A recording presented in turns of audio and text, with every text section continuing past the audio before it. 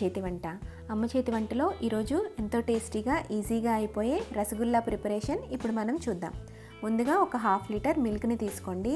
పాలు మొత్తాన్ని బాగా మరిగేటట్టుగా బాయిల్ చేసుకోండి. ఇప్పుడు స్టవ్ ఆఫ్ చేసుకుని అందులో ఒక నిమ్మబద్దని కానీ లేదంటే ఒక స్పూన్ వెనిగర్ని కానీ వేసుకోండి. వేసుకున్న తర్వాత 2 నిమిషాల పాటు తిప్పుతూ ఉంటే మనకి పాలు విరిగిపోతాయి. ఈ విరిగిన పాలని వెంటనే ఒక స్టైనర్లోకి తీసుకుని మొత్తం డ్రైన్ చేసుకోండి. ఇలా డ్రైన్ చేసుకున్న పన్నీర్ని రన్నింగ్ ట్యాప్ వాటర్ కింద 1 మినిట్ పాటు ఉంచండి. పన్నీర్ మొత్తం కూడా చల్లారి లెమన్ ఫ్లేవర్ అంతా కూడా పోతుంది. ఇప్పుడు ఒక క్లాత్ తీసుకుని అందులోకి ఈ పన్నీర్ని ట్రాన్స్ఫర్ చేసుకోండి. ట్రాన్స్ఫర్ చేసుకున్న తర్వాత మొత్తం ఒకసారి పిండుకుని దానిపైన బరువు కానీ లేదంటే దేనికైనా హ్యాంగ్ చేసుకోండి.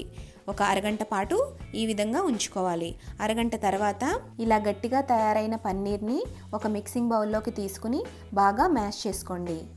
కనీసం 10 నుండి 15 నిమిషాల పాటు ఈ పన్నీర్ ముద్దని మ్యాష్ చేసుకుంటూ చేత్తో చపాతీ పిండిలాగా పిసుకుతూ ఉంటే మెత్తటి పిండి ముద్దలాగా తయారవుతుంది. స్మూత్గా తయారయ్యేంత వరకు ఈ పన్నీర్ని ఒత్తుకుంటూ పిసుకుతూనే ఉండాలి.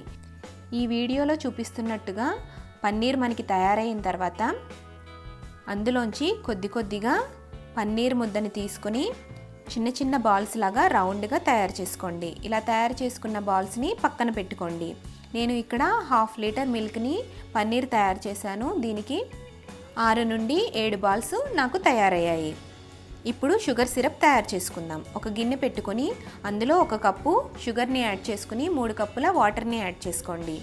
ఈ షుగర్ అంతా కూడా మెల్ట్ అయ్యేటట్టుగా బాగా తిప్పుకుంటూ మంటని మీడియం ఫ్లేమ్లో పెట్టుకొని షుగర్ని కరిగించుకోండి. షుగర్ కరిగిన తర్వాత అందులో చిటికెడు యాలకుల పొడిని యాడ్ చేసుకోండి. ఇప్పుడు బాగా మిక్స్ చేసుకోండి. రోలింగ్ బాయిల్ అయ్యేంత వరకు మరిగించుకోండి. ఇలా రోలింగ్ బాయిలింగ్ అవుతుండగా మనం ముందుగా తయారు చేసి పెట్టుకున్న పన్నీర్ బాల్స్ని యాడ్ చేసుకోండి.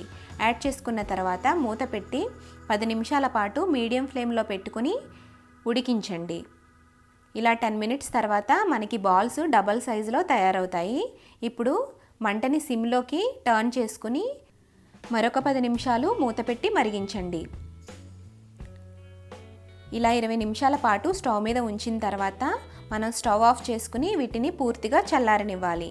ఈ రసగుల్లలన్నీ కూడా బాగా చల్లారిన తర్వాత ఫ్రిడ్జ్లో ఒక 4 అవర్స్ పాటు నానబెట్టుకుంటే ఎంతో జ్యూసీగా టేస్టీగా ఉండే రసగుల్లలు రెడీ అవుతాయి. ఈ వీడియో కనుక మీకు నచ్చినట్లయితే లైక్ చేయండి, షేర్ చేయండి. మరిన్ని రెసిపీల కోసం ఈ ఛానల్ని సబ్స్క్రైబ్ చేయండి.